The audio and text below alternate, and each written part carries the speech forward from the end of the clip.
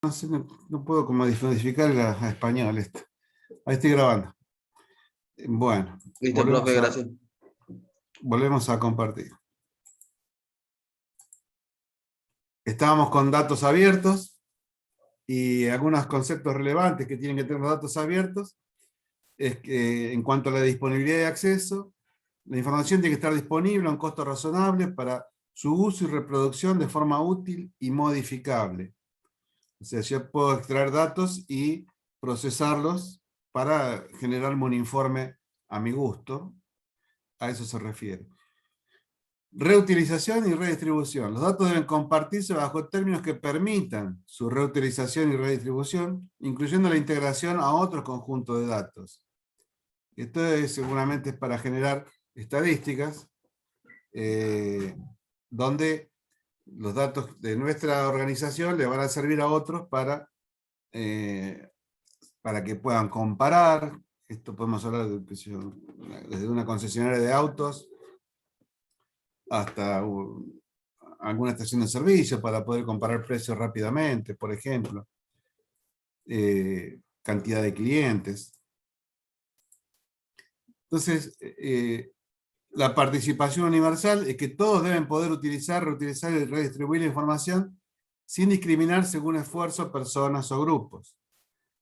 La importancia de disponer los datos en este caso abierto es permitir la interoperabilidad entre diferentes conjuntos de datos. Y esto va a permitir el trabajo colaborativo entre sistemas complejos y que se pueden orientar a desarrollar mejores productos y servicios. Los datos de investigación son, en términos generales, aquellos datos que son recolectados, observados o creados para ser analizados y producir resultados de investigación originales.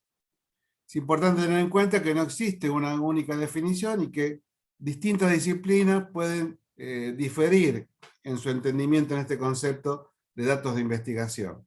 No es lo mismo una investigación médica que una investigación comercial o que una investigación policial. Son distintos conceptos y pueden llegar a ser diversos resultados. En cualquiera de estos casos es importante tener en cuenta que los datos pueden ser de tipo cuantitativo o cualitativo. Eso lo vamos a encontrar muchas veces en la parte de sistemas. Y que pueden venir en muchos formatos y soportes, ya sean físicos o digitales.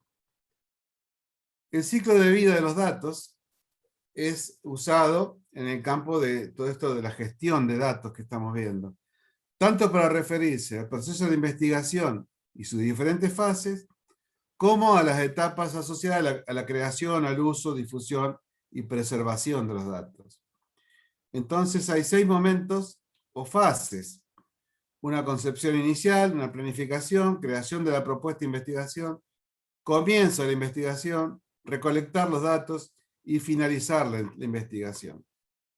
Acá podemos ver también cómo se va produciendo un ciclo de vida de los datos, desde planificar hasta que se analizan esos datos. Planificar cómo los voy a juntar, recolectarlos, controlar, describir qué es lo que obtuve, conservar los datos, descubrir cosas vinculadas a esos datos, integrarlo con los otros datos, analizar y volver a planificar si es necesario. Los datos son hechos que describen sucesos o identidades. Los datos tienden a convertirse en información para ofrecer un significado o ideas. Son las características sobre las cuales opera un algoritmo. Un dato puede referirse a un número, letra, signo o un símbolo también.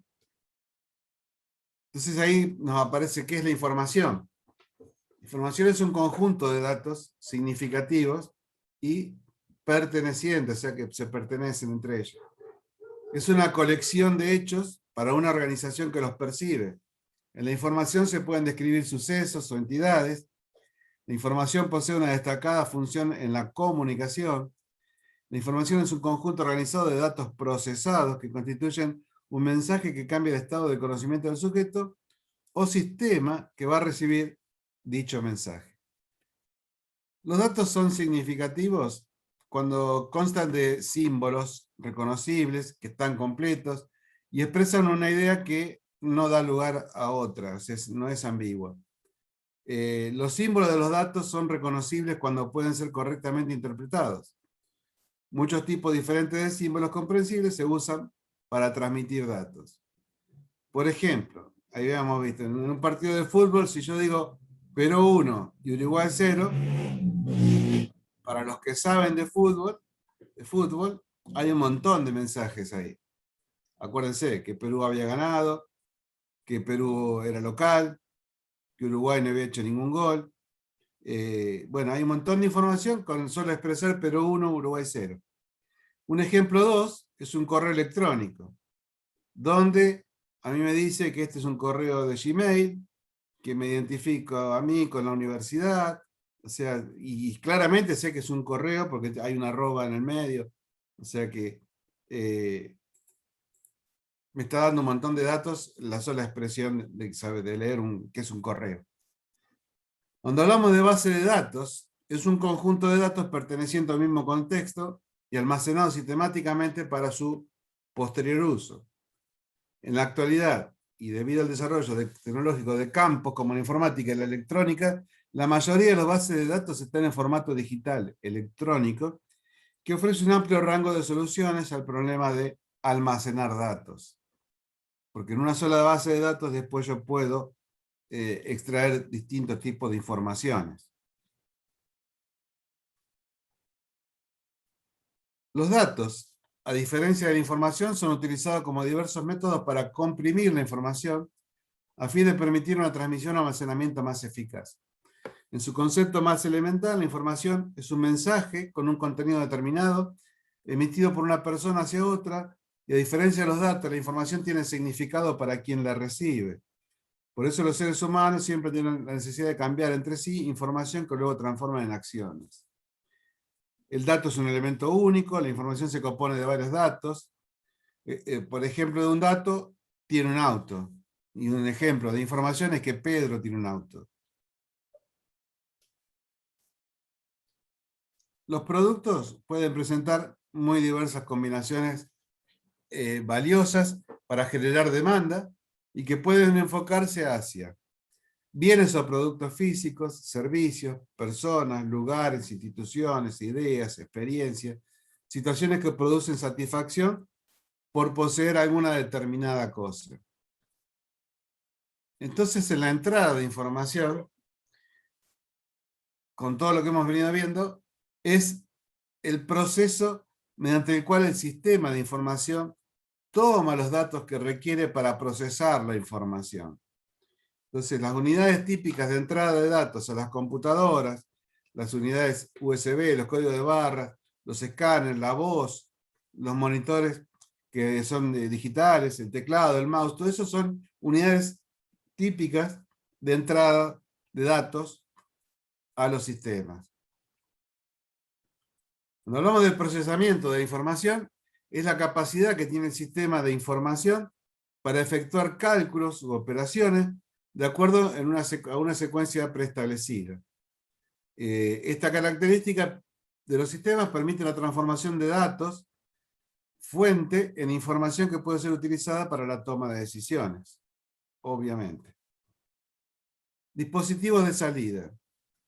La salida es la capacidad que tiene un sistema de información para sacar la información ya procesada o mostrar datos que tuvieron de entrada hacia el exterior.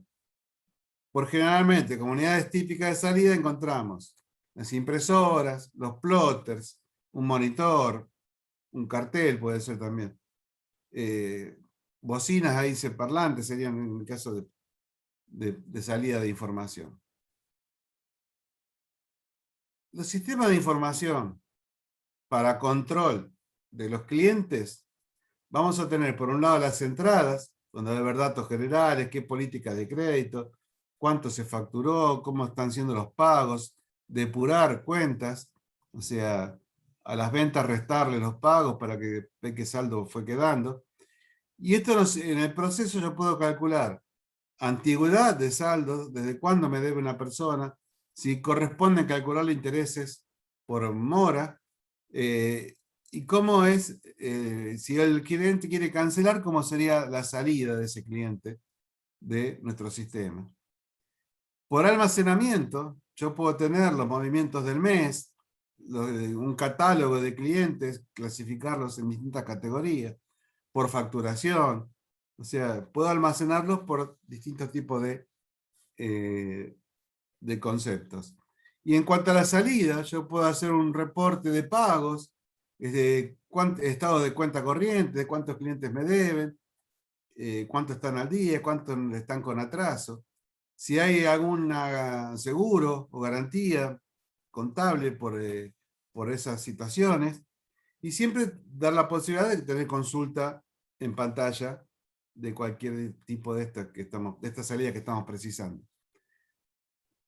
Entonces los componentes del sistema de información, acuérdense que ya todo puede ser visto como un sistema donde hay una entrada, un proceso y una salida. Va a haber hardware y personal que va a meter datos a la entrada, se va a procesar en el medio, y va a haber recursos de almacenamiento y de distribución de esos datos de salida, de la salida de la información de sistemas.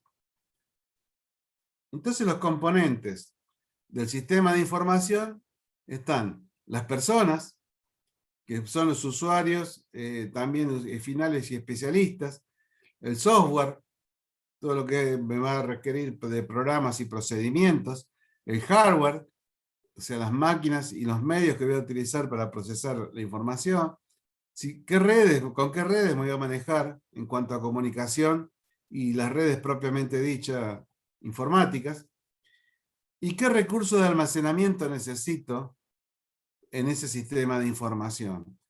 Cómo voy a manejar mi base de datos, los conocimientos del personal o de los operadores, etc. Perdón. Los sistemas de información son entonces cualquier combinación organizada de personas, hardware, software, redes y recursos que almacenen, recuperen, procesen, transformen y distribuyan información en una organización. Entonces, se podría hacer algo sencillo, llevar todo a mano, o tener sistemas de este tipo computarizados que utilizan toda la información que uno le carga, más una tecnología que va a procesar esa información y va a proveer, y que servirá de herramientas para los distintos usos, desde gerenciales hasta operativos. Los sistemas de información sirven entonces de apoyo en los procesos de negocio, en una tienda minorista que utiliza sistemas de información basados en computadoras para terminar las ventas, para tener el inventario al día, para compra de nuevas mercaderías, para evaluar tendencias de venta. También sirve de apoyo en la toma de decisiones, ya que ayudan a los gerentes y a profesionales a tomar mejores decisiones. Y como apoyo en la toma de decisiones decimos que los sistemas ayudan a tomar esas decisiones porque tienen de manera rápida la información para saber si un producto está siendo vendible o si lo puedo llegar a discontinuar y qué pasaría con el mercado que actualmente tiene ese producto.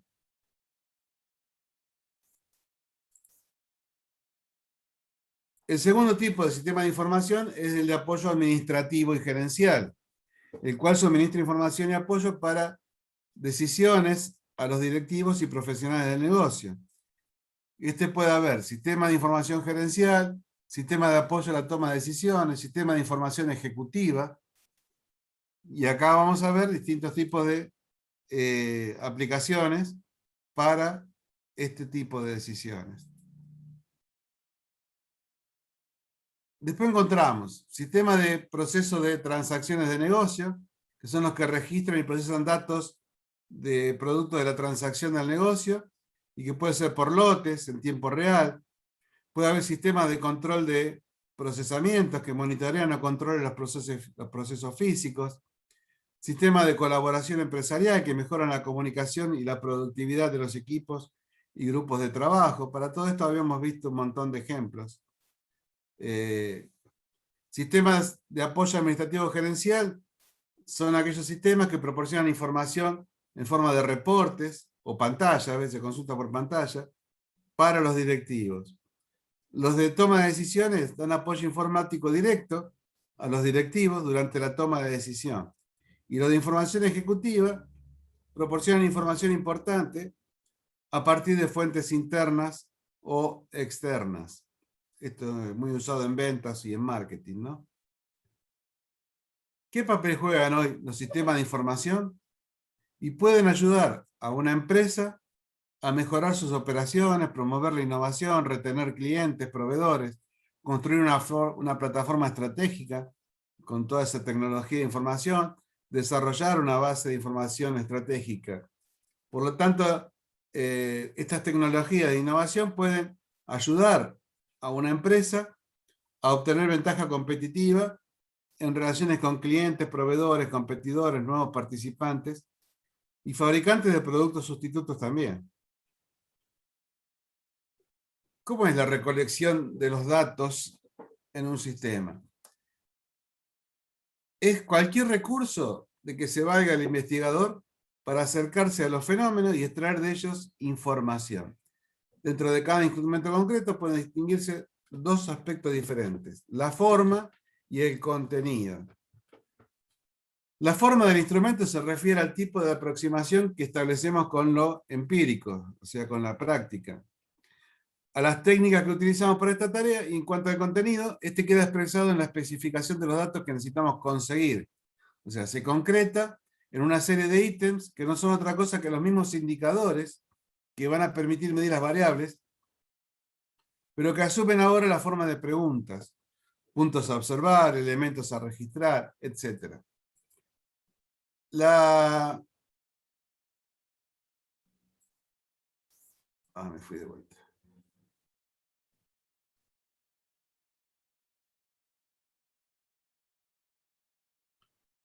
Ahora sí. Se me va. Bueno, de este modo, el instrumento sintetiza en sí toda la labor previa de investigación, resume los aportes del marco teórico por los indicadores, expresa también todo lo que tiene de específicamente empírico nuestro objeto de estudio, pues sintetiza a través de las técnicas de recolección amplia el diseño concreto escogido para el trabajo. Es mediante una adecuada construcción de los instrumentos de recolección que la investigación alcanza entonces la necesaria correspondencia entre teoría y hechos. O sea, los datos nos deberían comprobar a través de una forma empírica que todo lo que habíamos planificado se cumple en hechos y los datos demuestren eso. Si en una investigación los instrumentos para recolectar datos son defectuosos, obviamente se van a producir dificultades como que los datos recogidos no sirven para satisfacer los interrogantes iniciales, o que los datos que obtengamos van a venir con falsedades y distorsionados, porque el instrumento escogido no fue el adecuado para el hecho en estudio. En ambos casos habrá habido seguramente uno o varios errores en las etapas anteriores del proceso de investigación, y es entonces necesario volver atrás y rediseñar cómo vamos a hacer la recolección de datos hasta que los resultados muestren realmente alternativas para solucionar el problema que teníamos al principio. Hay datos primarios y datos secundarios. Los datos primarios son aquellos que el investigador obtiene directamente de la realidad, recolectándolos con sus propios instrumentos. En otras palabras, son lo que el investigador o sus auxiliares recogen por sí mismos en contacto con los hechos que investigan. Porque los datos secundarios son por otra parte, son registros escritos que proceden también de un contacto con la práctica, pero que ya han sido recogidos y muchas veces procesados por otros investigadores. Entonces, las técnicas de recolección que se emplean en una y otra situación son disímiles porque a veces es fácil comprender que cuando nosotros obtenemos los datos, tenemos una certeza de la procedencia de la información, distinta a la que obtenemos en un modelo secundario. Y a veces no son tan diferentes los primarios y secundarios, sino que son partes de una misma secuencia, porque todo dato secundario en algún momento ha sido primario. Y bueno, y todo dato primario en algún momento se convierte en secundario para otras personas o para otros usos. En la experiencia cotidiana también apelamos constantemente a ambos tipos de fuentes. Supongamos, por ejemplo, que hemos arribado por primera vez a una ciudad en la que queremos llegar a determinados sitios. Acá hablamos en su momento de lo que era el GPS, acuérdense. Para lograr nuestro objetivo podemos ir tomando nota de las calles que atravesamos, de la ubicación de los monumentos, plazas y comercios principales, de modo tal de formarnos una idea que nos sirva de referencia para ubicarnos.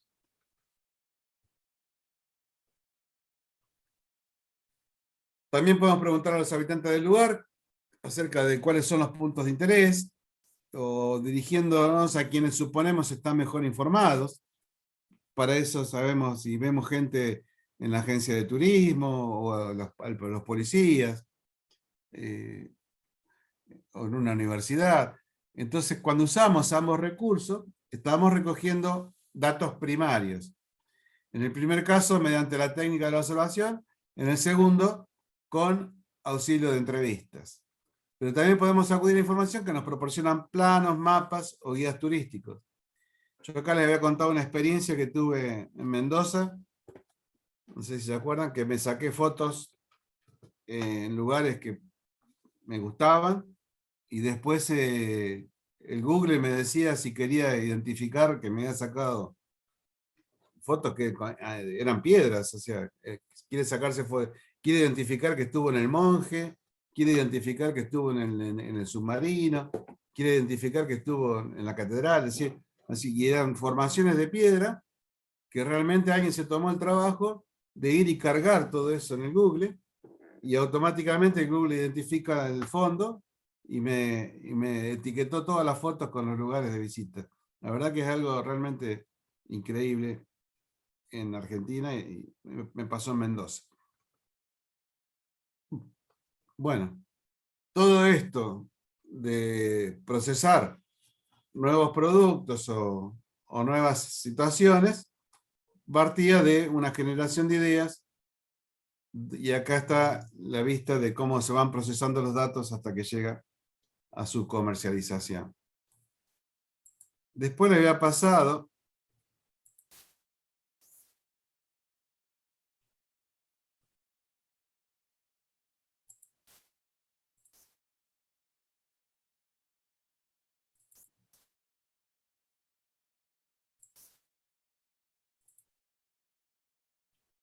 la unidad 5.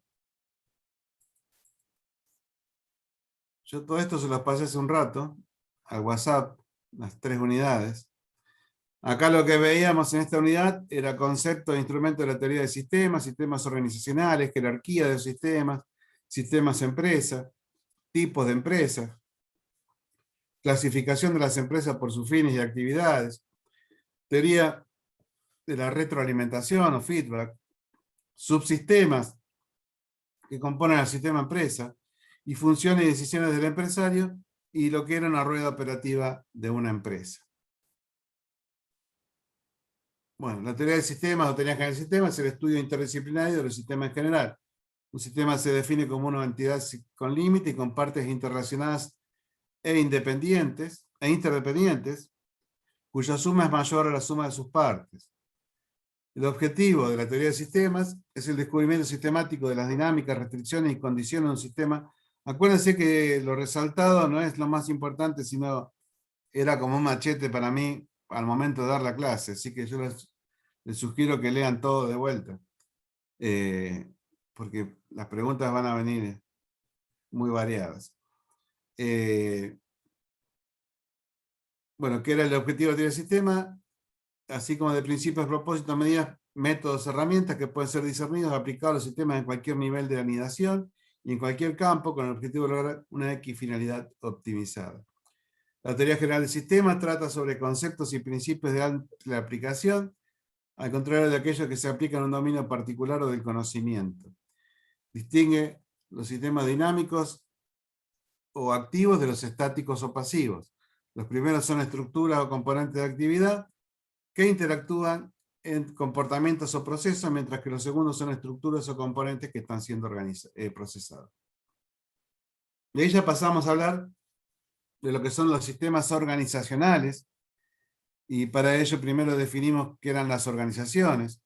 Es un sistema social integrado por individuos y grupos bajo una determinada estructura y dentro de un contexto, al que controlan parcialmente, desarrollan actividades aplicando recursos en pos de ciertos valores comunes. Que es una unidad social coordinada de forma consciente, conformada por personas, y que funciona con una base de relativa continuidad. Esto es todo importante.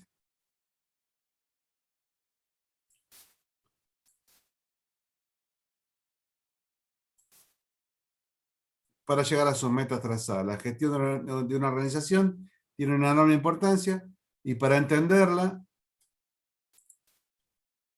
tenemos que estudiar las organizaciones, su gente, sus procesos y su estructura. En cuanto al contexto, las organizaciones son sistemas abiertos que se relacionan con el contexto y están fuertemente incididos por esto. Los agentes son individuos y grupos estructurados. Los recursos son de que se nutre prácticamente una organización, y los valores son fines, objetivos, metas, la visión, la misión, por ejemplo. Característica de las organizaciones, entonces, es un conjunto de personas y recursos. Los objetivos o metas están bien definidas o asignadas por sus integrantes. Son creadas en un punto temporal, tienen una fecha de inicio de actividad. Tienen un orden jerárquico establecido, con un presidente, un directorio, gerentes, con normas y reglas que cumplir. Crean y satisfacen necesidades. Producen y o venden bienes y servicios. Dan y generan trabajo. Transmiten cultura. Generan, transmiten y poseen poder. Eso lo habrán escuchado muchas veces, el poder de la empresa. Crean imágenes, símbolos, prestigios, estatus. Son indicadores de la sociedad actual. Son espacios de desarrollo profesional y personal. Producen y transmiten tecnología. Son medios para crear, conservar y transmitir conocimientos. ¿Cuáles son los recursos de las organizaciones? Es todo lo que necesitan para desarrollar sus actividades y lograr sus fines, que van a diferir según el propósito de cada organización. Cuando hablamos de recursos materiales, estamos hablando de dinero para adquirir recursos, de materias primas, insumos que se transforman en un proceso y se convierten en productos terminados, que pueden ser bienes o servicios, de inmuebles, de instalaciones necesarias para llevar a cabo el proceso productivo y las actividades, de maquinaria y herramientas utilizadas en el proceso productivo, de recursos humanos, que es el elemento activo donde hay distintos roles, como los dueños, los accionistas, los socios, los trabajadores, los clientes, los proveedores. Hay recursos naturales que va a usar, como la tierra, el agua, el aire, el gas y la energía en todas sus formas, ya sea eléctrica, solar, hídrica o combustible. De recursos tecnológicos son los medios que usa para lograr un objetivo, que son los modos con los que va a operar, hacer o producir, para los cuales tiene que conocer métodos, técnicas y procedimientos que se van a usar en la organización. Por recursos cognitivos, es todo aquello reconocido como ideas, los conocimientos, la información, que están originadas en un intelecto humano y en el avance tecnológico y científico de la tecnología que tenga incorporada la organización. Y también hay recursos intangibles, como la marca, el nombre, el prestigio, para acceder y posicionarse en el mercado. Con respecto a los ambientes organizacionales, o sea, las organizaciones están moldeadas por los componentes de su ambiente y el cual no hay que ignorarlo nunca. Además, se debe reconocer y responder en forma rentable ante la necesidad y tendencia que ese ambiente organizacional demande.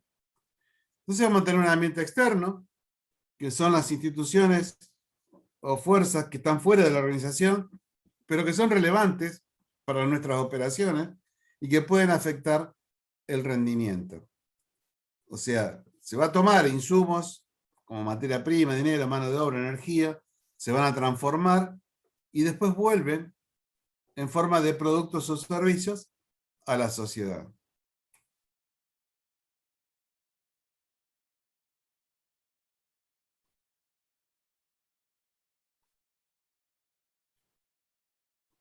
Y acá encontramos entonces el elemento de acción indirecta, que es el macroentorno, que afectan al clima en que se desarrolla la actividad organizacional, pero que no tiene una influencia directa para convertirse en un elemento de acción directa. Porque un elemento de acción directa, un microentorno, son aquellos grupos de interés externos, pero que ejercen influencia directa en las actividades de la organización. O sea, son afectados directa o indirectamente por la forma en que la organización después busque lograr sus objetivos.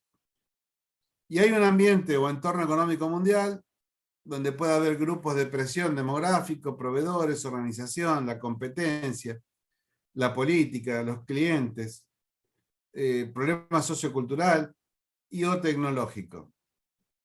El ambiente interno, también llamado clima organizacional, o grupos o elementos de interés interno, ejercen influencia directa en las actividades de la organización y caen dentro del ámbito y o responsabilidad del gerente, de los directores, de los jefes, y que hace que, si esto está en armonía, haya una influencia menor en cuanto al orden y la organización. Acá hemos visto algunas características de la organización de la empresa en cuanto a los sistemas, que nos puede indicar cómo es la estructura de la empresa. O sea, la organización de la empresa son sistemas de conceptos de términos, alteridad, fuentes y sistemas, clasifican un grupo de actividades dentro de una organización. O sea que acá podemos ver, por ejemplo, quién se dedica al marketing, quién se dedica a la producción, quién se dedica a la administración. Una actividad es una acción que se realiza en un proceso. El método es la forma sistemática de realizar una actividad. Y los procedimientos son planes que establecen un método para manejar actividades futuras. O sea, son pasos cronológicos de acciones requeridas. Los sistemas vinculados a la productividad van a ser una relación entre la producción, el insumo, los costos en un periodo determinado. Cuando hablamos de simplificación de trabajo, es realizar esas actividades con un método. Entonces la organización va a tener una organización lineal, funcional y de staff. Ya vamos a ver qué es cada una de ellas. La lineal es la basada en la autoridad directa del jefe sobre los subordinados, por ejemplo, la estructura militar, pero también vale para pequeñas empresas y a veces tienen algún problema de lentitud porque el jefe, que es el dueño, es quien decide todo y los empleados no se animan a tomar decisiones. En la funcional se caracteriza porque hay múltiples gerentes y esto a veces puede traer algunos problemas en la coordinación y control y que puede llegar a debilitar a la organización. En cambio, la de línea y staff es aquella que combina estas relaciones lineales de autoridad directa con las de consulta y asesoramiento. O sea, hay departamentos que funcionan como staff, que son unidades asesoras generalmente.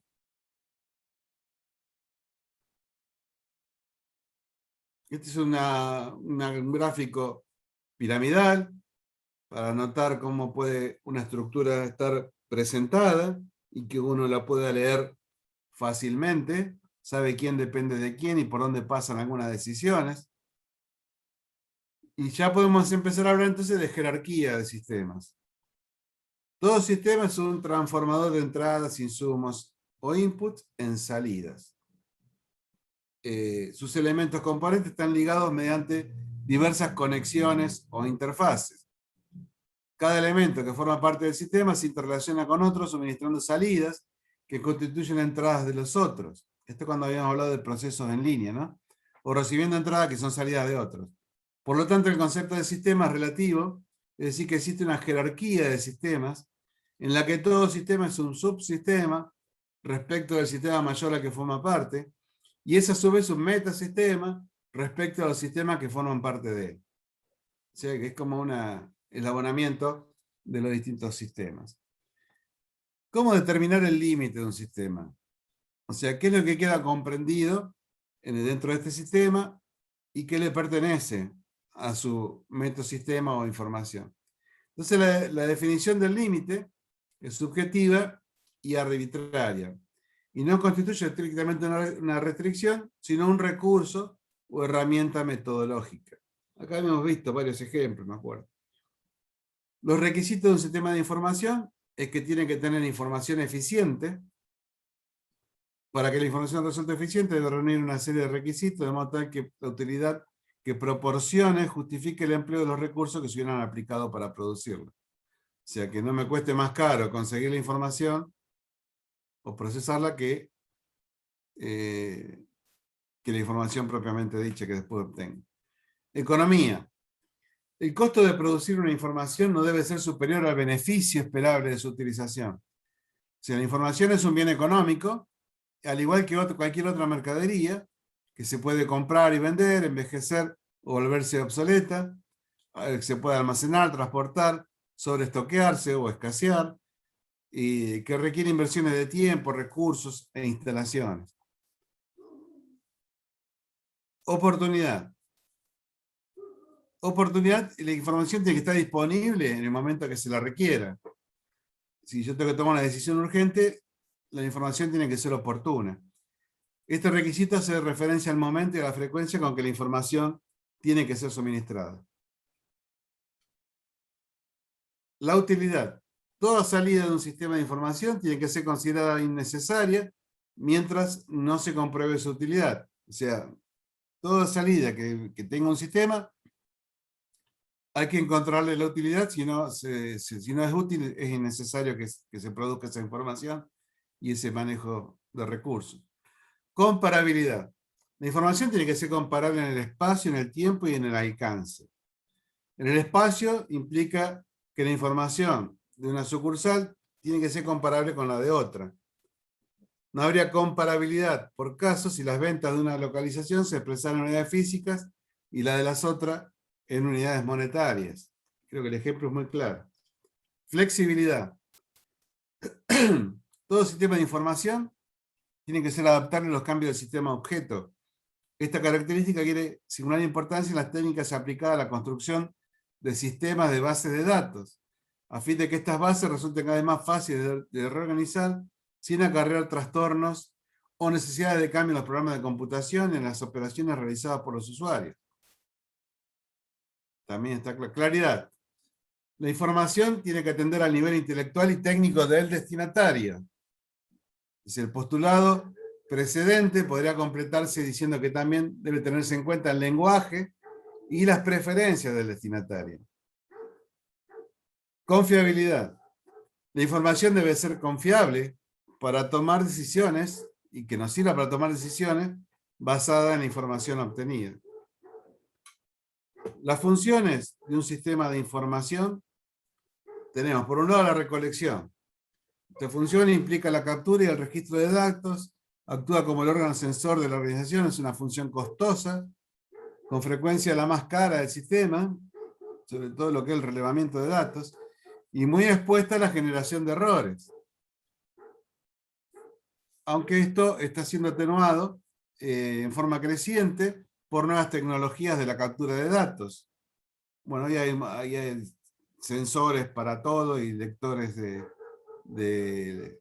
lo vimos también, que había desde lectores de código de barra hasta sensores de humedad o de nutrientes quizás en la tierra. O sea, hay un montón de formas de recoger datos hoy muy sistematizadas. Clasificación. Esta función consiste en identificar los datos, agruparlos en conjuntos homogéneos y ordenarlos, teniendo en cuenta la manera en que será necesario recuperarlos. O sea, es como los datos se agrupan en estructuras diseñadas conforme a las necesidades del uso que se hará de ellos. Compresión. La compresión es la función por la cual se reduce el volumen de los datos sin disminuir necesariamente la información que suministrarán a su destinatario. Muy por el contrario, la compresión generalmente aumenta o hace más expresivo el contenido informativo de los datos. Almacenamiento. Esta función se vincula con la conservación física de los datos y con su adecuada protección, aunque no todos los datos que procesa un sistema se conservan en el dispositivo de computación. Estos constituyen el soporte prácticamente obligado del banco de datos de las organizaciones. Recuperación. Esta función tiene el objeto de suministrar el acceso a la base de datos, como se dijo más arriba, depende de un apropiado sistema de clasificación. Procesamiento. El sistema de información, como todo sistema, es un transformador de entradas en salidas y que pasa por un proceso. Transmisión. Esta función comporta la comunicación entre puntos geográficos distantes, sea por el traslado físico del sostén de los datos, que pueden ser a través de papeles, dispositivos de archivos, cintas, video, USB, pendrive, hoy es ilimitado esto, o por la transmisión de señales entre equipos de computación. Y acá ya hablamos, bueno, acá habla del fax, pero el fax ya casi no existe. Hoy tenemos el correo, el teléfono, hasta el mismo WhatsApp está siendo más veloz que el correo hoy, que en cualquier momento desplaza el correo, el WhatsApp. Por ahí tiene una formalidad superior el correo, pero hoy el WhatsApp, cuando se usa bien, es súper confiable y muy veloz. Exhibición. Mediante esta confunción se proporciona una salida de información preparada que resulta legible y útil a su destinatario. Es un sistema de información basado en el uso de computadoras y que implica una interfaz con el ser humano. Acá pasamos entonces a lo que es clasificación de empresas. Las empresas son las estrellas de la economía, o sea, es un pilar básico de un sistema y que no se entendería un sistema sin la presencia de las empresas. Y entonces se puede controlar y clasificarla mediante el siguiente análisis. Una empresa es una organización o institución que se dedica a actividades o persigue fines económicos o comerciales. Es una unidad económico-social que se integra por elementos humanos, técnicos y materiales. Es una definición de empresa. La clasificación de la empresa no siempre es fácil, por la diversidad de productos y procesos, más el factor cultural, geográfico e incluso cultural. Pero hay muchas razones para categorizar a las organizaciones. Por un lado, la regulación. O sea, poder agrupar a las empresas es imprescindible para legislar su funcionamiento. O sea, no podríamos tener una normativa para cada empresa. Entonces, por eso se agrupan. Convenios, si es similar a lo anterior, es necesario para la negociación y la paritaria de convenios colectivos entre los trabajadores y las empresas del rubro. Para estadística, o sea, para saber la situación real de un país, se debe analizar su tejido empresarial. Entonces, manejar los datos en forma independiente sería casi imposible, y por eso es la importancia de mantener una clasificación actualizada y permanente. Entonces, por su finalidad, podemos clasificar a las empresas sin fines de lucro. Son aquellas cuyo fin no es aumentar la facturación, sino tener un impacto social positivo. Los ingresos están destinados a la supervivencia económica de la organización, que buscan ser viables en lugar de rentables. Y por más que trabaje, que haya colaboradores que pueden trabajar en forma desinteresada, también pueden tener a veces asalariados, porque el funcionamiento así lo requiere. Con fines de lucro son aquellas empresas donde son la mayoría. O sea, hay infinitos puntos de vista, empresas a las que no le importa nada más que la cuenta de resultados, o empresas que valoran otros factores como el desarrollo sustentable o la satisfacción de sus empleados. Pero siempre sin perder dinero. No sé si hablamos algo ahí del triple impacto, si no lo vemos en la clase que viene, eso les cuento qué es el triple impacto, pero ninguna organización con fines de lucro se crea para perder dinero, a eso se refiere. Con fines sociales, este es el fin último de las empresas públicas, o sea, la idea es maximizar el bienestar de los ciudadanos de un país. Hay empresas con fines deportivos, o sea, hay clubes deportivos que tienen más volumen de negocios que muchas multinacionales. De hecho, vemos los clubes de primera en todo el mundo, ¿no? Que no son empresas, pero se gestionan con un criterio económico y que su finalidad es maximizar los resultados deportivos, ¿sí? Pero no siempre el dinero es el fin, ¿no es cierto? Clasificación de las empresas según su actividad o giro. Acá se habla de giro del negocio, ¿no? Existen tantas actividades o giros de empresa como empresas existen. La situación actual y pasada, su producto, el tamaño o su competencia hace que el giro comercial de una empresa sea casi único. Entonces vamos a encontrar empresas industriales, que son aquellas empresas donde la actividad es la producción de bienes por medio de la transformación o extracción de las materias primas, que se pueden clasificar como extractivas, porque se dedican a la extracción de recursos naturales, ya sean renovables o no. Las manufactureras, que son las que transforman las materias primas en productos terminados, y estas últimas pueden ser empresas que producen productos para el consumidor final o empresas que producen bienes de producción. Está clara esa diferencia, ¿no? Las agropecuarias, que tienen la función de explotación agrícola ganadera. Entonces, el giro industrial de una empresa implica un proceso de transformación. Este proceso se puede hacer íntegramente en una misma empresa o solo hacer una parte en esta empresa.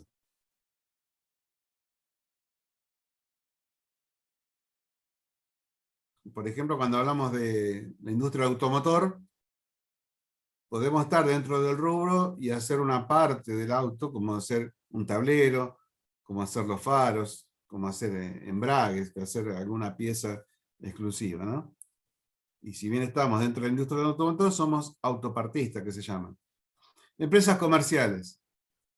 Se trata de empresas intermediarias entre el productor y el consumidor, en donde su principal función es la compra y venta de productos aptos ya para la comercialización, que se pueden clasificar en mayoristas, cuando realizan ventas a otras empresas, pero en volúmenes grandes, al menudeo, cuando venden productos en grandes cantidades, pero para la reventa y a veces para el consumidor final, minoristas, que venden productos en pequeñas cantidades directamente al consumidor final, o comisionistas, donde la venta es realizada a consignación, que también se conocen por las personas que a veces levantan pedido, y donde esta persona percibe una ganancia o una comisión por esa venta que ha hecho como comisionista. Empresas de servicios. Son empresas que brindan servicios a la comunidad, que pueden o no tener fines de lucro. Pero y que la diferencia en estas empresas es el servicio que están ofreciendo o intangible. Entonces encontramos servicios públicos varios, como comunicaciones, energía, agua, servicios privados varios, como servicios administrativos, contables, jurídicos, hablamos de profesionales independientes, seguridad, podremos ser programación, de transporte, que pueden ser de transporte de personas o transporte de mercaderías, de turismo, de instituciones financieras, educación, salud, finanzas, seguros. Todas estas son empresas de servicios. Y además de todas estas clasificaciones que hemos visto, también pueden ser clasificadas como empresas del sector primario, que esta es muy común que lo usen los bancos, que se relaciona con la transformación de recursos, o a veces las estadísticas de los ministerios de producción también usan esta clasificación, que se relaciona con la transformación de recursos naturales en productos primarios no elaborados, por ejemplo, la ganadería, agricultura, acuicultura, caza, pesca, silvicultura, apicultura. Empresas del sector secundario son aquellas en las que se transforma la materia prima en productos de consumo o bienes de capital que pueden ser usados en otros ámbitos del mismo sector. El tercer sector terciario, servicios, abarcan todas las actividades económicas relacionadas con los servicios materiales que no producen bienes y generalmente se ofrecen para satisfacer necesidades de la población. Y acá podemos hablar de finanzas, turismo, transporte. Es otra forma de que van a encontrar de clasificación de las empresas. Bueno, según el origen del capital, las empresas pueden ser públicas, que son las empresas donde el capital pertenece al Estado y donde se pretende satisfacer necesidades sociales. Pueden ser centralizadas, descentralizadas, estatales, mixtas, paraestatales. Bueno, acá en La Rioja hemos tenido un resurgimiento de las industrias estatales o de servicios, sobre todo, por ejemplo, en energía, el Banco Rioja. Empresas privadas. Se trata de empresas donde el capital es propiedad de inversionistas privados y son lucrativas en su totalidad. O sea, las empresas privadas todas son con fin de lucro. Y que ese origen del capital puede ser nacional, obviamente inversionistas de un mismo país, extranjeros, que son inversionistas de nacionalidad extranjera, transnacionales o multinacionales, donde se trata de capital de origen extranjero y las utilidades van de vuelta a los países de origen.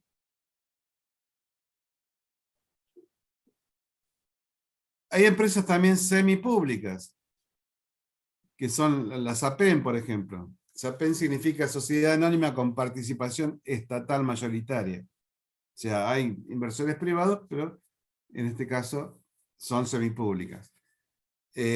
Utilizan capital público para su funcionamiento, pero su gestión es privada. Clasificación de las empresas según la magnitud de la empresa. Acá habíamos visto que puede ser pequeñas o medianas, que son las pymes, lo que se conoce como pyme. Y generalmente hay esta diferencia entre pymes y grandes empresas. Y acá había un link que los mandaba a la clasificación, véanlo esto porque es importante, esto es link, donde los manda a la clasificación en Argentina de cuando una empresa es pyme o deja de serlo. Micropyme, pyme, o si no están en esos rangos, ya pasa a ser gran empresa. Según la forma jurídica de las empresas, vamos a encontrar que hay empresas individuales donde están conformadas, o unipersonales también se llama, por una sola persona que puede responder con sus bienes ante terceros. Encontramos cooperativas y organizaciones de la economía social, y también encontramos sociedades o empresas societarias, que son las que se conforman con varias personas. También existe lo que se conoce como UTE, que son la Unión Transitoria de Empresas, que es una colaboración puntual de dos o más empresas para un proyecto concreto. y estos son muy frecuentes en obra civil. Habíamos visto que, por ejemplo, en un puente podemos encontrar una empresa de constructora con sus ingenieros, más los arquitectos que hacen el diseño y unirse para construir ese puente. O la proveedora del hormigón, por ejemplo. Según el ámbito estatal, las empresas pueden ser nacionales, multinacionales, regionales o locales. Esto va a estar según donde desarrollen sus actividades. Por su tamaño o el personal ocupado, también dijimos que íbamos a tener unipersonales con un solo empleado, pequeñas con menos de 250 empleados, medianas entre 250 y 1000 empleados y grandes con más de 1000 empleados. Otras clasificaciones de empresa, y ya entramos a ver acá que puede ser por las ventas, se determina más el monto de las ventas, por la producción, se refiere al grado de maquinización que se da en el proceso de producción. Ahí había otro link para ver un pequeño video. Nos queda entonces por ver qué significa empresario. Y bueno, acá hay una definición del diccionario, que es el titular o directivo de una industria, negocio o empresa. Y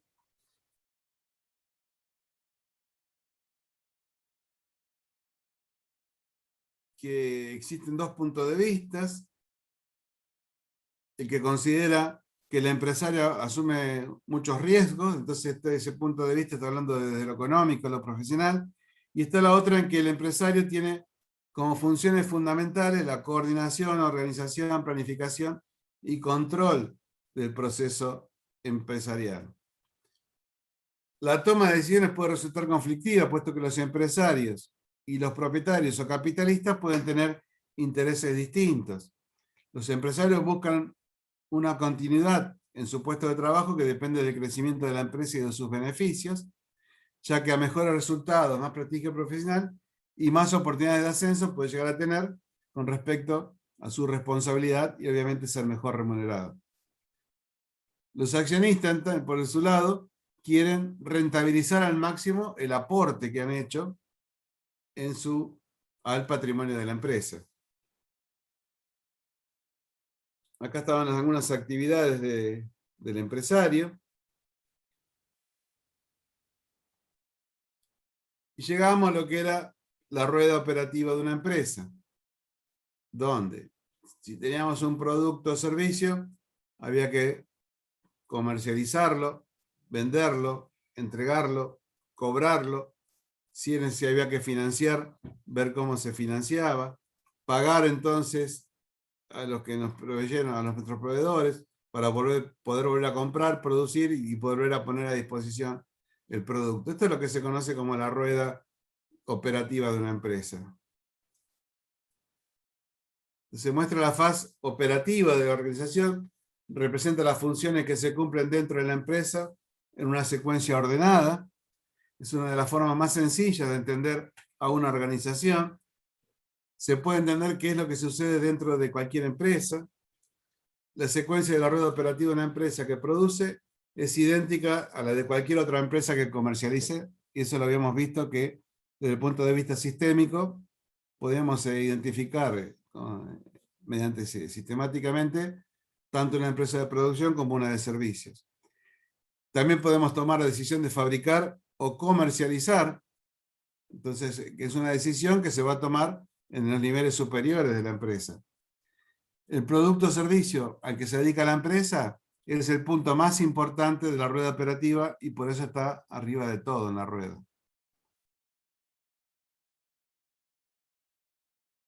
Este determina en gran medida la forma en que la empresa va a realizar las funciones.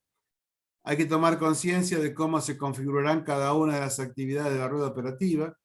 Hay que preocuparse de cómo se producirán los productos, pero también de cuándo se cobrarán o cuándo se vuelve a producir nuevos productos. Hay que darle continuidad para poder hacer girar a esta rueda operativa. Muchas ideas son interesantes, a veces no tienen éxito, porque su implementación está prevista en una organización coherente a través de esta rueda operativa. Y sin producto o servicio no hay rueda que tenga sentido. Y sin rueda operativa no hay futuro, no hay crecimiento, porque a la falta de cualquier paso es cuando quedamos sin argumentos. Bueno, esto era toda la unidad 5. No dejen de ver los videos.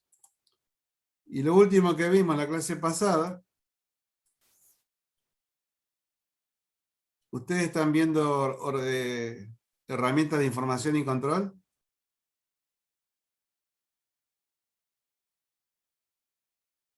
No, me parece que tengo que dejar de compartir el otro.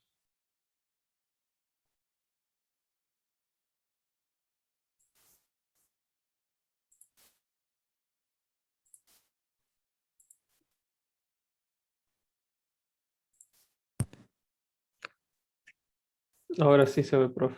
Bueno, esto es lo que vimos en las últimas clases. Que acá yo les mandé un montón de anexos, porque son anexos de consulta, y para no ser tan largo esta unidad, se van a encontrar con 6 o 7 anexos, no me acuerdo cuántos eran.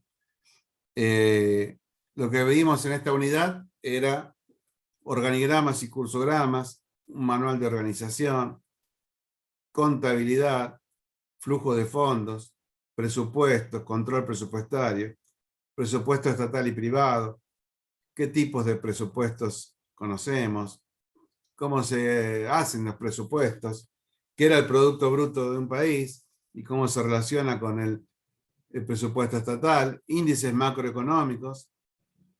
Pasábamos a pronósticos, a costos para la toma de decisiones, costos directos, punto de equilibrio, gráficos Dupont, investigación operativa de mercado, motivacional, auditoría operativa, método del camino crítico y lo que era la TIR y la VAN. Bueno.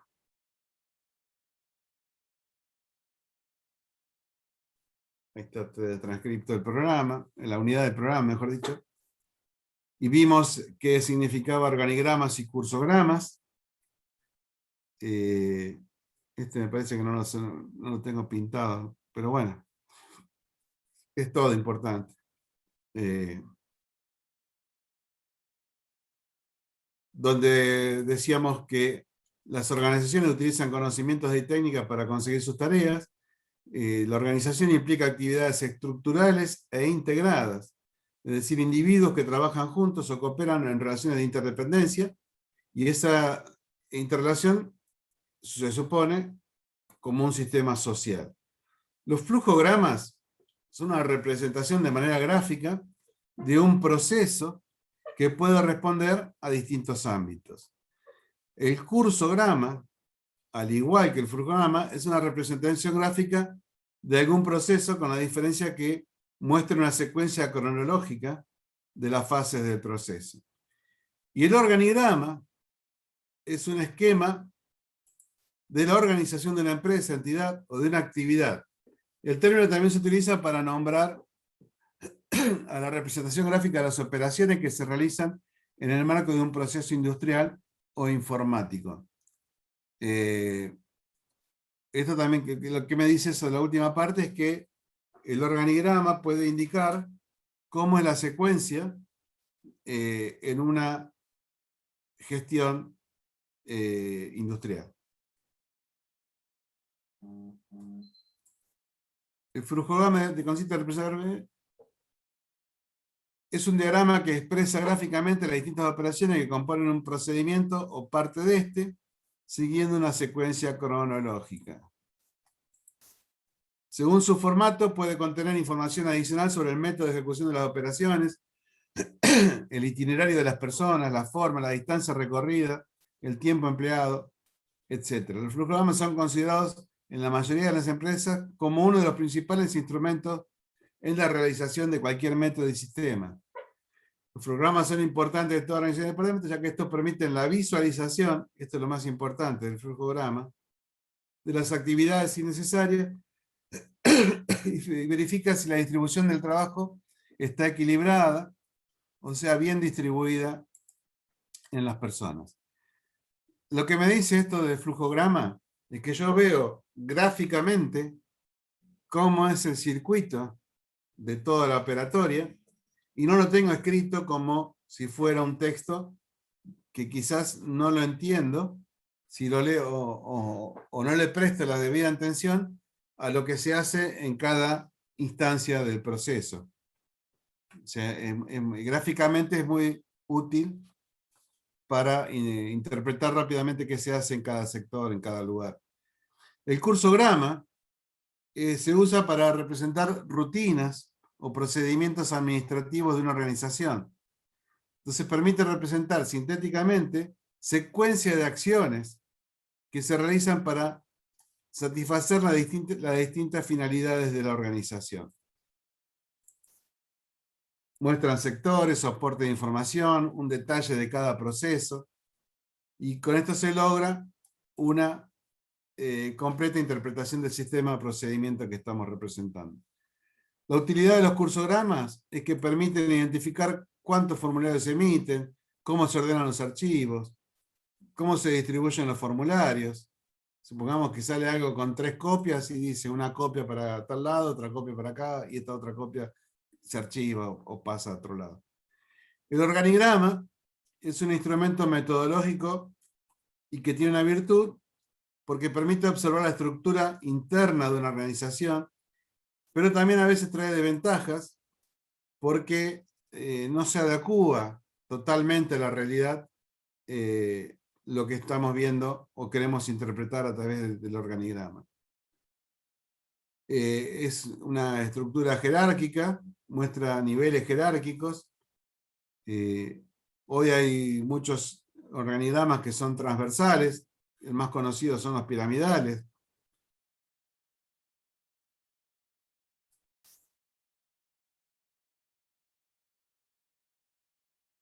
A veces no se actualizan tan rápidamente, entonces uno busca el organigrama y se encuentra con quizás sectores o departamentos que ya no existen, o que son puenteados en algún proceso, o que perdieron la jerarquía que tuvieron en algún momento. Un flujograma también se lo conoce como un diagrama de flujo, por medio de símbolos, que tiene la ventaja de poder enseñar en un punto en específico del proceso que estamos graficando, para poder saber en qué etapa del proceso estamos y cuál es la etapa que viene. A la hora de hacer un flujograma tenemos la facilidad de poder encontrar algún error. Entonces, cuando vemos el flujograma y conocemos bien el proceso, sabemos si es realmente así como se hace o hay que corregirlo. Se usa mucho en la programación, en administración y en procesos específicos, sobre todo cuando hay un sector posterior que tiene que completar o complementar pasos para la información necesaria.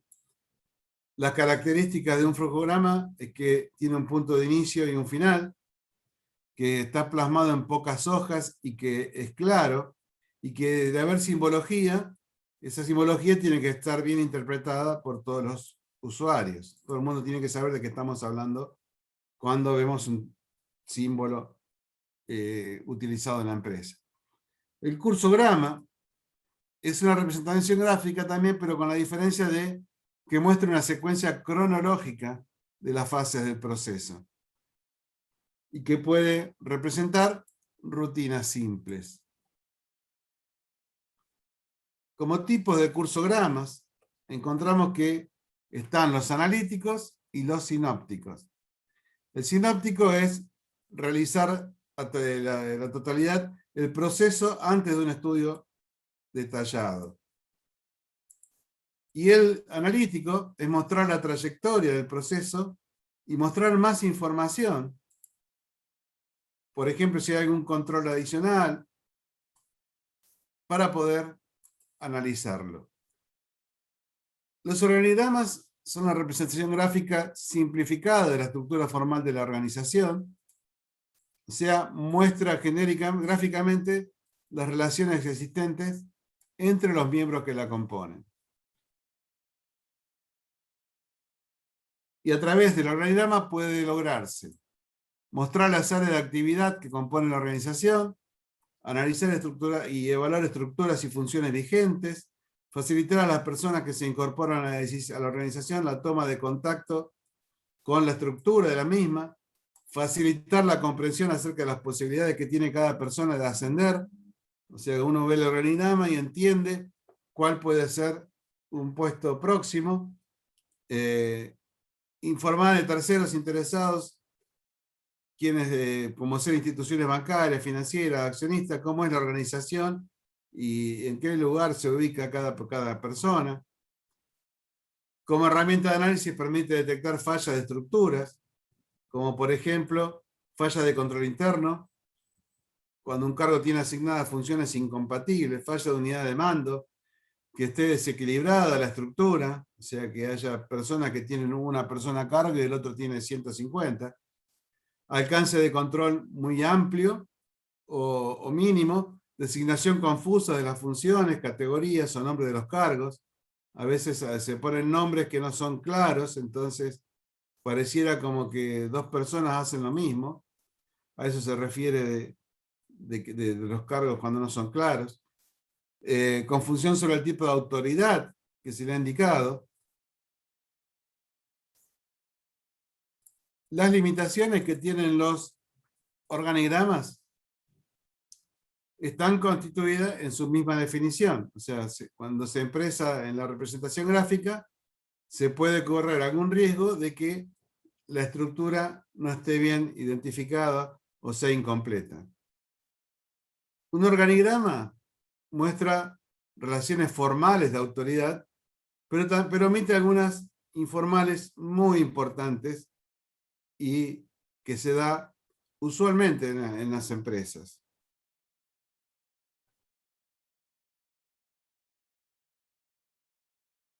Esto también es muy importante. Otra dificultad con los organigramas es que quizás las personas confundan a veces relaciones de autoridad con la posición que ocupan en las empresas. Los contenidos del organigrama son el título, las actividades, los funcionarios, cuándo se hizo, si fue aprobado, por quién fue aprobado ese organigrama, y si tiene alguna leyenda o explicación de algunas líneas o símbolos especiales. Esto también lo habíamos visto, que a veces las líneas llenas indican una relación formal de mando o jerárquica, y yo le había contado un caso que puede haber líneas punteadas, donde, o discontinuas le llama acá, que también indican relación de coordinación a veces y relaciones funcionales.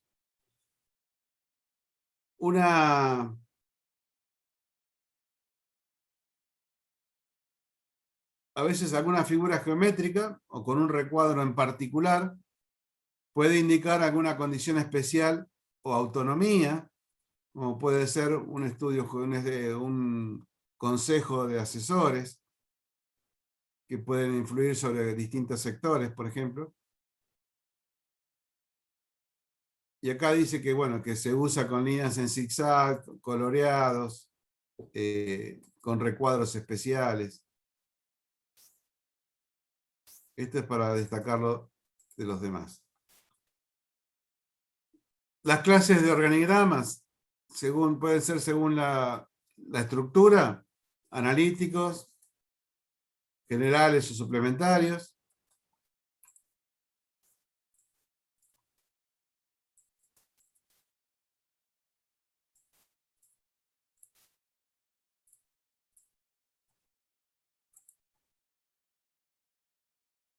Que hay distintas formas usuales de representar las estructuras, como pueden ser vertical, horizontal, circular, semicircular, lineal o según alguna norma. Después definíamos cada una de ellas, qué significaba vertical, qué significaba horizontal, cuáles eran las circulares, que eran de poca utilización, también recuerden eso. O semicircular. Una conclusión de cada uno de estos. Y algunas recomendaciones con respecto a los flujogramas, que era seguir una frecuente gráfica de pasos para alcanzar la solución del problema.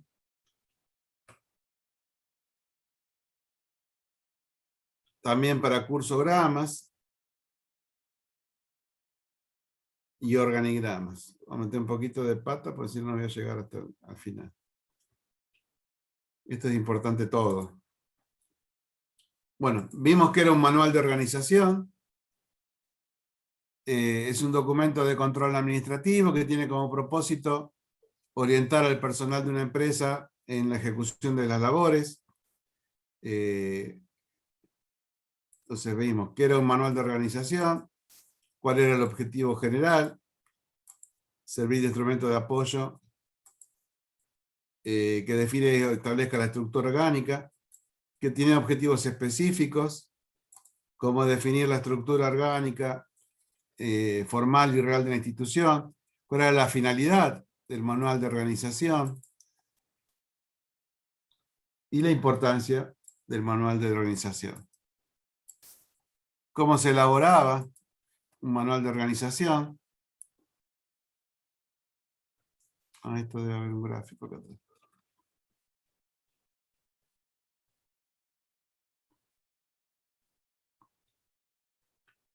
Donde veíamos, vamos a hacer una cosa.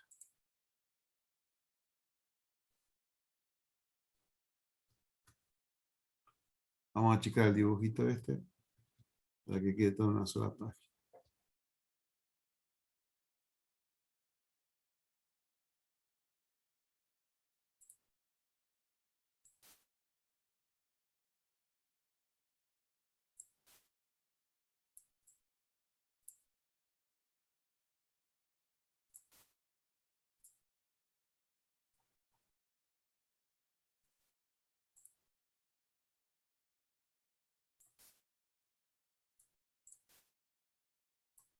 Ahí está. Bueno, que había que recabar información, analizar la información para después volcarla en el manual. En cuanto a recabación de la información, había una investigación documental, investigación de campo, analizar la información en cuanto a clasificar las funciones, dónde están ubicadas esas funciones, tener en cuenta un análisis estructural, si hay que armar organigramas, hacerlo, y obviamente conseguir la revisión y aprobación del trabajo hecho para después integrarlo en el manual con contenidos, con el contenido y cómo va a estar diseñado, o sea, su presentación, objetivos, organigramas, funciones generales, algunos anexos.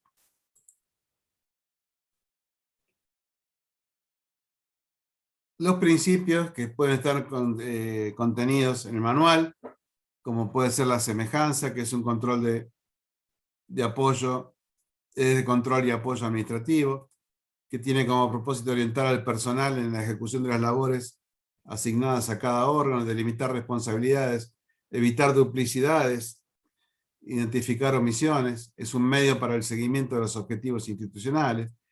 El manual es el origen, ya que de él dependen los otros manuales de puestos, funciones, salarios. El manual de control interno es el que vela por el cumplimiento del manual de la organización.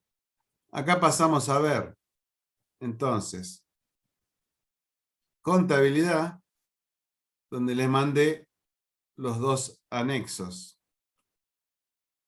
Y también anexo 1 y anexo 2. Anexo 1 es el de contabilidad. ¿No los tengo abiertos?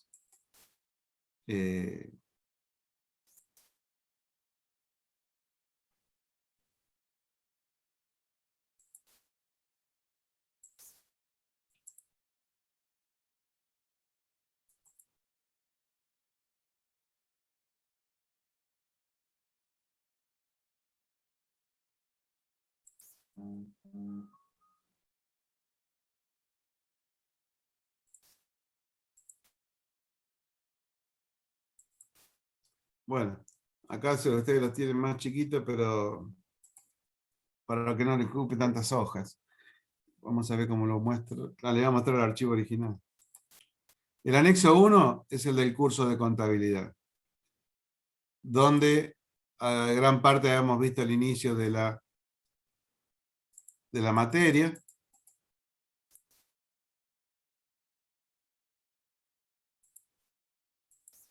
Donde hemos visto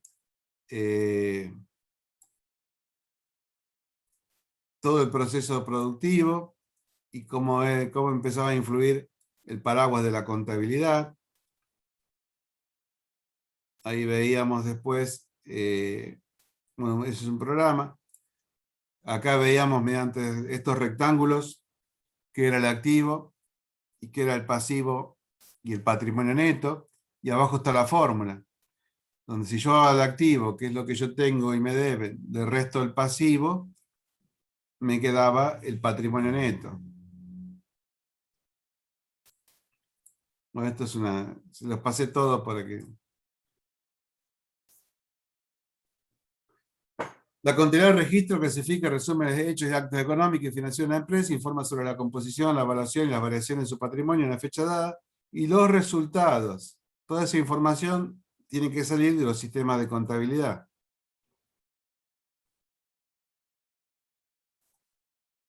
Entonces, ¿qué es la contabilidad? Es un sistema de información que proporciona respecto de la empresa datos válidos, dinámicos, diversos, especializados.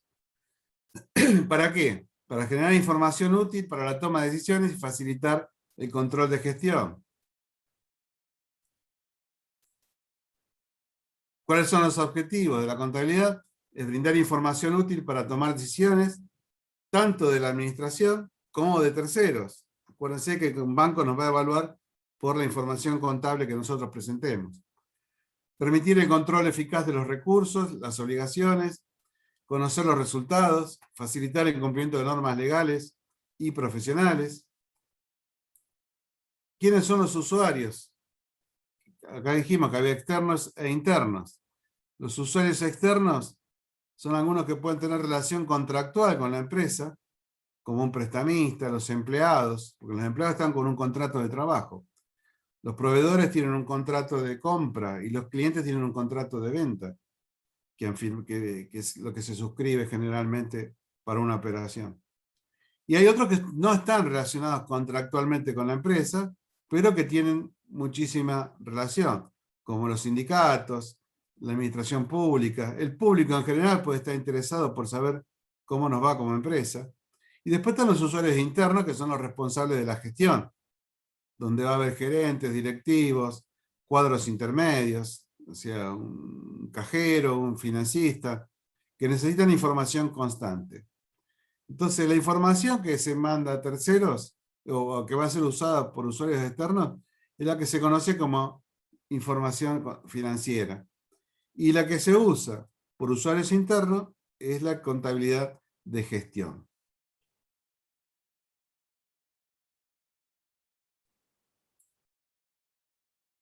Acá estaba gráficamente mostrado cómo había usuarios internos y externos, quiénes eran, que había empresas con fines de lucro y sin fines de lucro.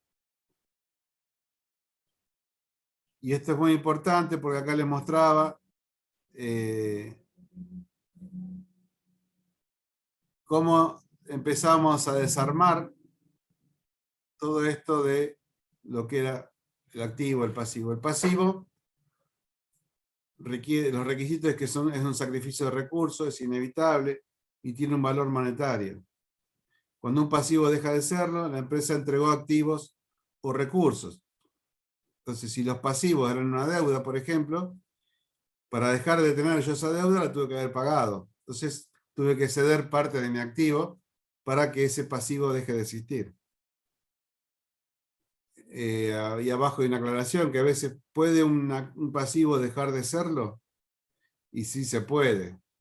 A veces puede prescribir, aunque no es lo que corresponde, ¿no? O puede ser que me condonen la deuda, que no me la quieran cobrar. Es muy raro que pase, pero en algunas veces cuando salen las moratorias, realmente ocurre. En el activo, las características que habíamos visto es también que tiene un valor futuro, que es propiedad de la empresa y que también tiene un valor monetario. ¿Y cuándo un activo deja de serlo? Bueno, si yo dejo de tener un activo, para mí es una pérdida. Porque es algo que ya no tengo más. Aún en las ventas, la venta es ganancia, pero la mercadería que salió para esa ganancia va a ir a parar al cuadro de resultados como un costo. Acá volvemos a ver este cuadro para después desagregar lo que era que podía haber variaciones cuantitativas y cualitativas. Las cuantitativas pueden ser a través de propietarios o de terceros. Y acá habíamos dicho si los propietarios retiran fondos, por ejemplo, o si ponen más plata, entonces ahí va a cambiar la estructura del patrimonio neto y del activo. O de terceros, puede haber variaciones cuantitativas, que es cuando yo pago situaciones que me producen una variación cuantitativa en el activo, en el pasivo. Esta era una apertura, acuérdense que se ordenaba de lo más líquido a lo menos líquido. Esta del cuadro de resultados, como el último renglón viene a parar al patrimonio neto a un renglón de resultados, a sumar en resultados acumulados. Habíamos visto un ejemplo de una empresa que se había constituido.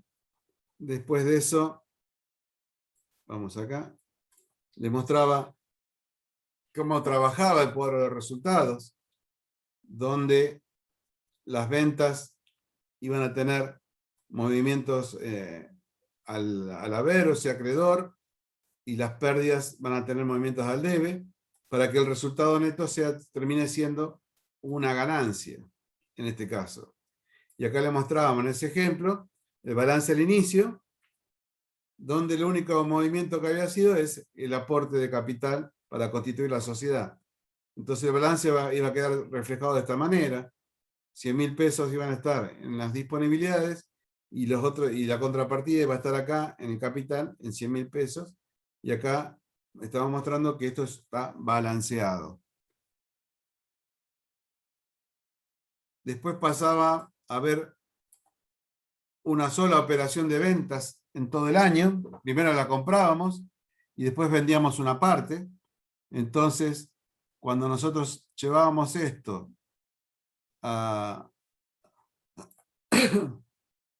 trabajar, encontrábamos esto que se llama mayor, donde la caja había un saldo inicial de 100.000, compramos mercadería por 50.000, vendimos por 37.000, el saldo es 87.500. Y así, todas las cuentas que se fueron usando en el ejemplo van mostrando un saldo al cierre. Entonces, cuando vamos al cuadro de resultados, yo había tenido ventas por 37.500 pesos, menos costos de venta 25, y fue la única operación del año, gané 12.500 pesos. Entonces el balance iba a quedar de esta manera, con los saldos que vienen del mayor. Disponibilidades, bienes de cambio, contra el capital, que sigue siendo 100.000, y aparecieron 12.500 que vinieron del cuadro de resultados. Y acá mostramos cómo balancea 112.500 y 112.500. Bueno, este es un ejemplo muy, muy fácil. Está hecho para personas no contables, así que es el criterio que yo usé para ustedes también. Después de esto vimos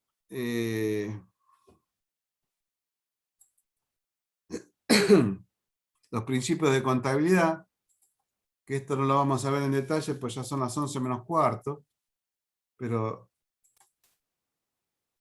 La lectura es bastante fácil de cada uno de ellos. Son 14 principios de contabilidad generalmente aceptados, son principios mundiales estos, donde hablamos de equidad y abajo de cada uno de ellos está la definición y también un ejemplo, que leyendo el ejemplo les va a quedar mucho más claro por ahí el enunciado del principio. Entonces hablamos de equidad, de ente, de bienes económicos, que son los bienes económicos, que tiene que haber una moneda de cuenta para reflejar los saldos, que tiene que ser una empresa en marcha y que la contabilidad tiene que demostrar que es una empresa en marcha, que se evalúa el costo, las operaciones se evalúan al costo que han tenido, que hay ejercicios económicos. Vimos qué significaba devengado y qué significaba objetividad, realizado en lugar de devengado. Acuérdense que hay una diferencia entre devengado y realizado. Hay un principio de prudencia.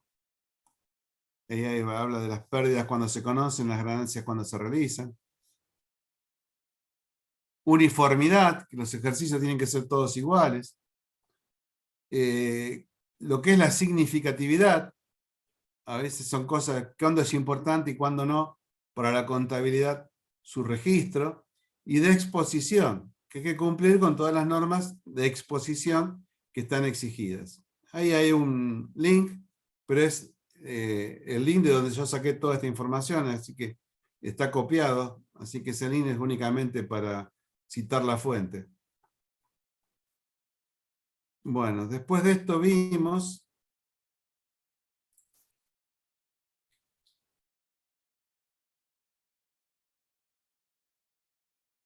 acá vamos. Flujo de fondos. El flujo de fondos, que venía en la jerga se usa mucho el término en inglés, que se llama cash flow, es donde se presentan entradas y salidas de dinero que se hicieron en un periodo y que incluyen movimientos de efectivo, operaciones. Una recomendación era pagar a largo plazo y cobrar a corto plazo. Después había varios ejemplos de cómo se partía de una posición inicial, se sumaban los ingresos, se restaban los egresos y me llevaba a un saldo final. Acá vemos una evolución en el tiempo, perdón, donde, quiero que se vea todo en pantalla, en una sola pantalla.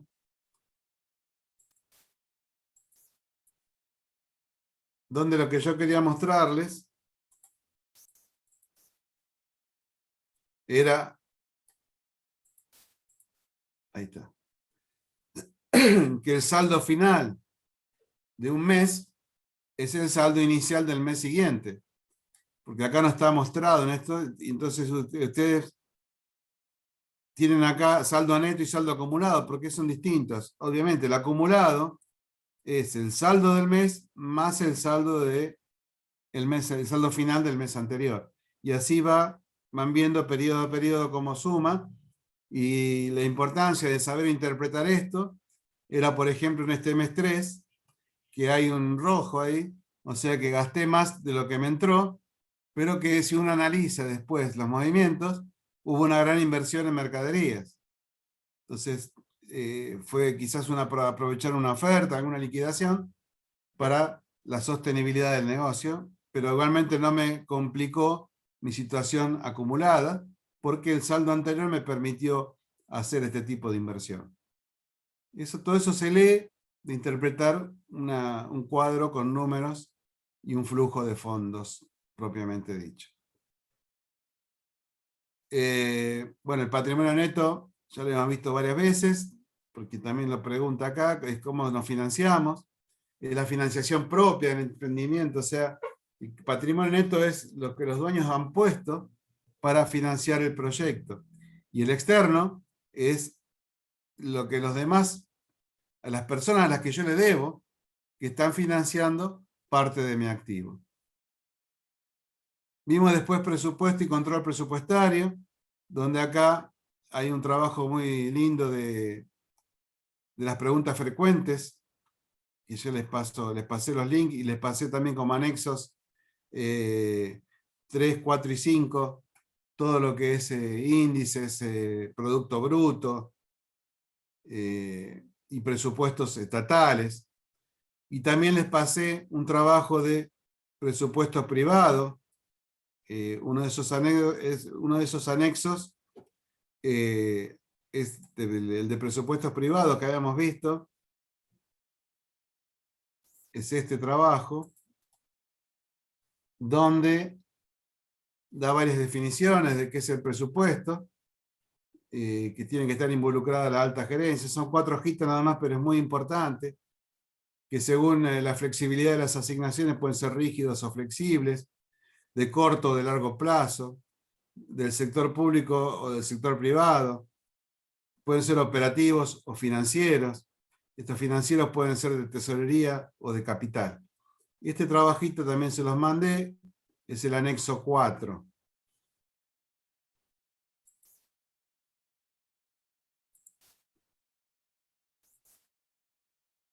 De pronósticos, ya estamos en la última clase acá, donde hablamos un montón de pronósticos y que eran los pronósticos son para predecir situaciones futuras. Generalmente se hacen sobre ventas, pero uno puede pronosticar diversas alternativas. Que hay pronósticos a corto, a mediano o a largo plazo. Hay pronósticos económicos que marcan el ciclo del negocio, como predecir las tasas de inflación, construcciones, o algunos otros indicadores. Hay pronósticos tecnológicos que tienen que ver con tareas de progreso tecnológico que pueden dar por resultado del nacimiento de productos novedosos, pronósticos de demanda, pronósticos cuantitativos o cualitativos también acá. ¿Cómo se controla un pronóstico y qué pasa con los errores que puede llegar a haber en un pronóstico? ¿Cómo se mide ese error que se produjo en el pronóstico y qué decisiones hay que tomar con respecto a un pronóstico mal hecho? ¿Cómo se elige el método con el cual vamos a pronosticar? Y acá habíamos visto algunos tipos de pronóstico en cuanto al modelo y a qué significa cada uno. Después vimos costo para decisiones, costo directo y punto de equilibrio, para los cuales también les mando 2 anexos. Anexo 6 y anexo 7. Anexo 6 es esto. A ver, New Share. Anexo 6. Es esto de costos que habíamos visto. Esto es un muy buen resumen, no porque lo hice yo, pero realmente está bueno.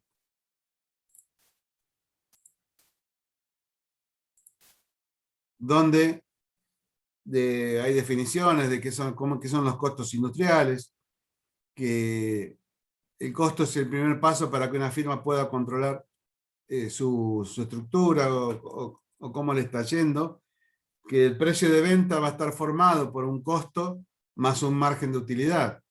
Y a partir de ahí se disparaban un montón de situaciones y que la empresa no debía solamente fijar precios por el precio de mercado, sino tener en cuenta sus costos propios, porque los ingresos menos los costos le van a dar los resultados a la empresa, donde le va a mostrar si está ganando o perdiendo dinero. Que era importante la fórmula, que el precio de venta es igual al costo más margen, y que los costos eran claves para la toma de decisiones en cualquier organización. Algunas definiciones de costos. Costos es un recurso que se sacrifica o al que se renuncia para alcanzar un objetivo específico. Por eso yo les decía que las mercaderías, cuando se venden, yo obviamente tengo un ingreso en la caja y un ingreso en el cuadro de resultados por las ventas, pero esas ventas no son netas, tienen un costo de ventas. Entonces tengo que sacar mercaderías de mi activo y mandarla como costo de ventas para que después me muestre la verdadera utilidad que tuve al vender mercaderías, porque si no me estaría mintiendo a mí mismo. Si yo dejo las mercaderías en mi activo y muestro ventas sin gastos, va a decir que se puede entender que es ganancia pura y no es así. Entonces, después empieza a haber una diferencia entre lo que es costos y lo que es gastos. O sea, el costo, obviamente, es la inversión que yo hice para poder producir. Y el gasto es parte, va a ser parte de los gastos, de los costos de la empresa, pero son no identificables con el producto rápidamente. Y ahí encontrábamos que había costos de producción, costos de distribución, costos de administración, costos financieros, que pueden ser directos o indirectos.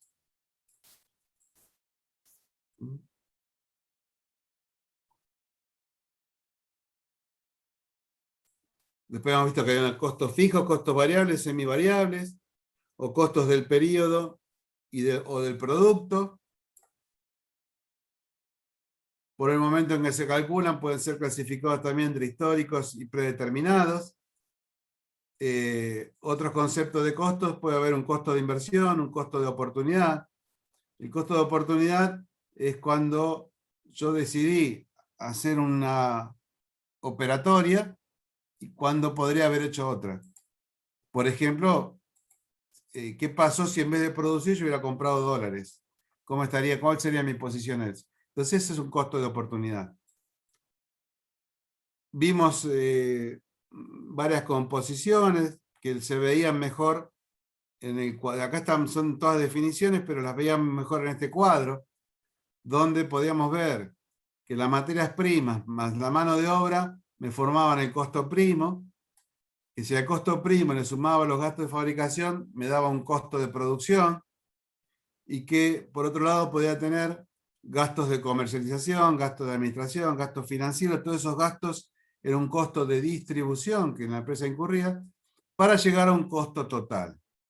Por eso entonces podemos deducir fácilmente ahora que el precio de venta es el costo total, donde no se me escapó nada, y le tengo que poner un margen de utilidad para poder pagar esos costos y que me quede una ganancia. Después veíamos algunos componentes del costo, como la materia prima, y cómo se controlaba la materia prima, sobre todo para nivel de costos, que había un procedimiento de compras y cómo se planificaban entonces inventarios y la misma producción, qué pasa con el almacenamiento de las materias primas y el control de calidad involucrado en materias primas, cómo se definían los costos de la materia prima. Pasábamos a la mano de obra, que era el segundo elemento del costo de producción, que había mano de obra directa, mano de obra indirecta, cómo se contabilizaba esto, y después los gastos indirectos, qué eran los gastos indirectos, y qué diferencia había con los gastos directos anteriores. Había departamentos de servicio a la producción, departamentos de servicios generales, y que esto también iba a responder a una clasificación departamental para aplicar los costos a esos departamentos.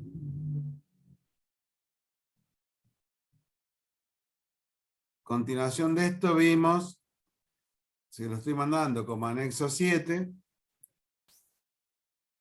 que era punto de equilibrio.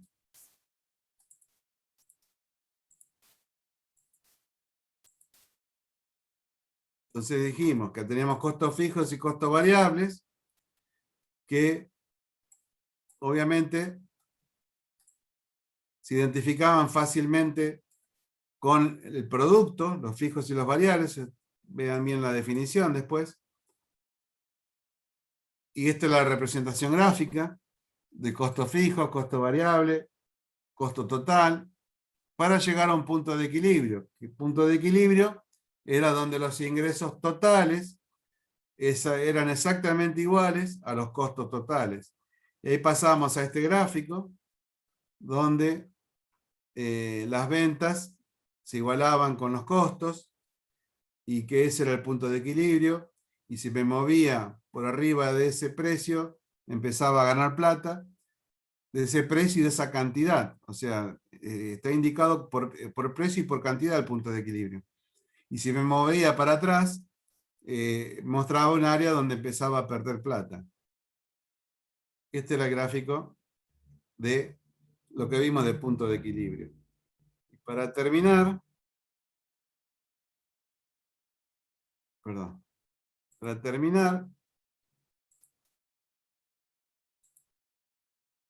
habíamos visto lo que eran los gráficos de DuPont, cuál era el objetivo, cómo se calculaba, que era el ROA y el ROE. Ahí están, si bien se los nombro así, antes, por ejemplo, ROA es rentabilidad del activo, y viene de su nombre en inglés. Rent over asset. Asset es activo. Y patrimonio neto en inglés es equity. Pero mundialmente es conocido así. Después estaban cómo se calculaban estas fórmulas, estos indicadores financieros, cómo se van simplificando. Hay un gráfico donde se los va mostrando después resumido cómo surge cada uno. Utilidad de venta sobre venta es margen neto, venta sobre activos, rotación del activo, y activos sobre el patrimonio es apalancamiento financiero. Son definiciones que las van a tener que aprender porque esto les va a servir para toda la vida y que se los van a exigir en cualquier empresa. Y acá estaba cómo se iban componiendo los distintos indicadores. No conseguí mejorar la imagen, pero les puse el link de dónde había sacado esta información. Después nos quedaba por ver qué era investigación operativa, elementos clave de la investigación operativa, qué era investigación de mercado, cómo se investigaba el mercado para poder hacer una propuesta, que podía ser cuantitativa también acá y cualitativa, cómo se recolectaba la información esa cualitativa, y por último quedaba la investigación motivacional, que era por qué era de esa preferencia el consumidor, y entonces cómo se atendían estas investigaciones motivacionales, cuáles eran las técnicas de investigación. Auditoría operativa lo que nos mostraba es cómo, cuáles eran los recursos y si estaban siendo usados de forma eficiente para lograr los objetivos que se propuso la organización. El camino crítico es un concepto para gestionar proyectos. También vimos esto y vimos también la TIR y la BAN, que con este videíto está muy bien explicado y no es tan largo tampoco como para... acuérdense que BAN significaba valor actual neto y TIR era la tasa de retorno. La tasa de retorno me servía para saber en cuánto tiempo y a qué tasa yo recupero la inversión, y el valor actual neto es si yo espero tener flujos de fondos futuros, ¿cuánto me representa hoy esos flujos de fondos futuros? A una tasa de mercado razonable. Bueno, chicos, es un montón de material, pero por suerte tienen unos cuantos días más y un fin de semana largo.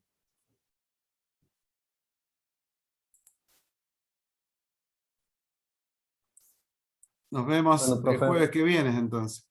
Cualquier cosa, igualmente, yo tengo el teléfono siempre abierto.